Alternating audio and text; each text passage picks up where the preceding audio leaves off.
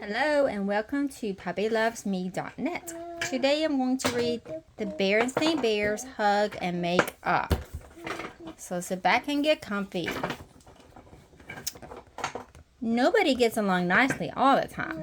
Not the birds in the trees, not the squirrels in their hidey holes, not the deer in the forest, not even the members of the bear family who live in the big treehouse down a sunny dirt road deep in bear country. Arguing.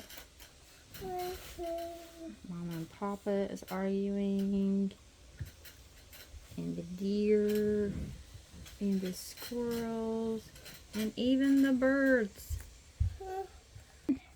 Mama Bear, Papa Bear, Brother Bear, Sister Bear, and Honey Bear got along nicely most of the time. They remembered to say please, thank you, and excuse me most of the time. Except for baby Honey, who was just learning to talk. They were considerate of each other's feelings most of the time, and brother and sister tried not to take too long on the phone. But even happy families like the Bear family, who love each other very much, don't get along all the time. It didn't happen very often, but there were days when the whole family woke up grouchy and got up on the wrong side of the bed. When it happened, though, it made for a bad day in the treehouse. It could start with brother or sister taking too long in the bathroom on a busy school morning. It could start with somebody leaving the cap off the toothpaste tube. It could start with somebody accidentally stubbing a toe. Yes, even Mama sometimes started off on the wrong foot. It didn't help when baby Honey decided to join in and start crying at the top of her lungs. Things got even worse at breakfast. Manners were forgotten. Nobody said please, pass the jam, or may I have the honey.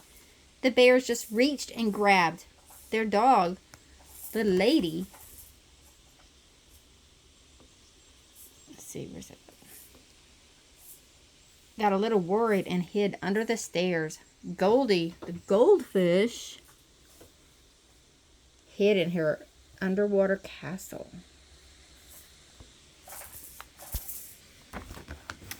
Brother finished first and shouted at sister, who was having a second helping of cereal.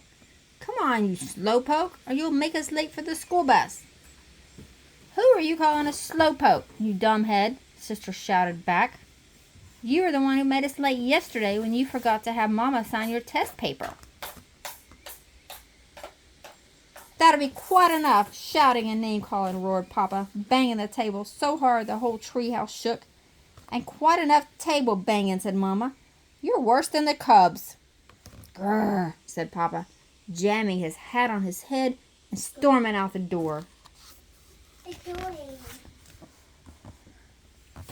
Brother and sister usually sat next to each other on the school bus, but this morning they came into the bus looking like storm clouds. I saved your seats for you, said their friend Lizzie Bruin. I wasn't sitting next to him if it was the last bear on earth, said sister. That goes double for me, said brother, stomping to the rear of the bus. Oops, I don't know if we can read this page. It's got a hole in it. All through recess and lunch break, they refused to speak to each other. We'll just make up some words there. As soon as they got home from school, the shouting and arguing started all over again. They argued about where to have their after-school milk and cookies, on the kitchen table or in front of the TV. They argued about which video to watch, the Bear Stooges or the Bearby Show. Soon they were rolling on the floor, fighting over the remote. Mama Bear doesn't look very happy.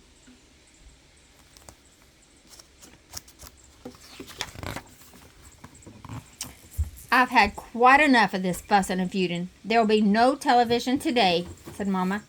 She not only took away the remote, she pulled the plug on the TV. Just sit yourselves down and do your homework, and I don't want to hear another peep out of either of you. TV. Brother and sister sat at the dining table, and tried to do their homework. But they were so busy looking daggers at each other that they couldn't concentrate.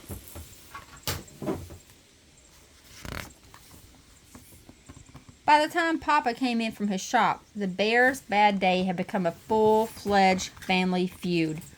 Little Lady was still hiding under the stairs, and Goldie was still hiding in her castle.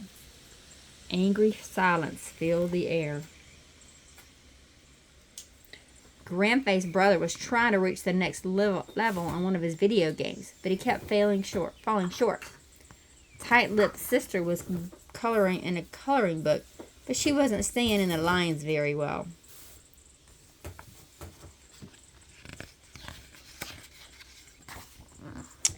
Angry Mama was trying to read a magazine. So Papa sat down glowering and pretended to read the newspaper. But it's hard for folks who love each other to stay angry all day, especially if they don't have anything to be angry about. Sister was the first to break the silence. "Mama," she said. "Yes," said Mama. "That magazine you're reading," said Sister, starting to giggle. "You've got it upside down." "Why, so I do," said Mama, with a small giggle of her own.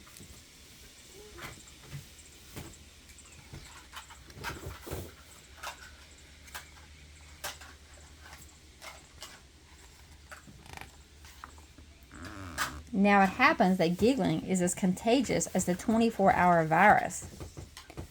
More quickly than it takes to tell, the whole bear family was laughing uproariously, except for baby Honey, who until that moment was having a long, quiet nap. They were laughing so hard that their sides hurt. They laughed so hard that tears rolled down their cheeks. And what were they laughing at? They were laughing at themselves for wasting a whole day being angry about nothing.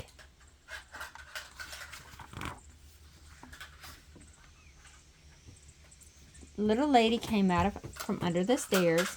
Goldie came out from Underwater Castle, and Honey Bear saw her once angry family dry their tears and hug and make up. The end. Have a blessed day.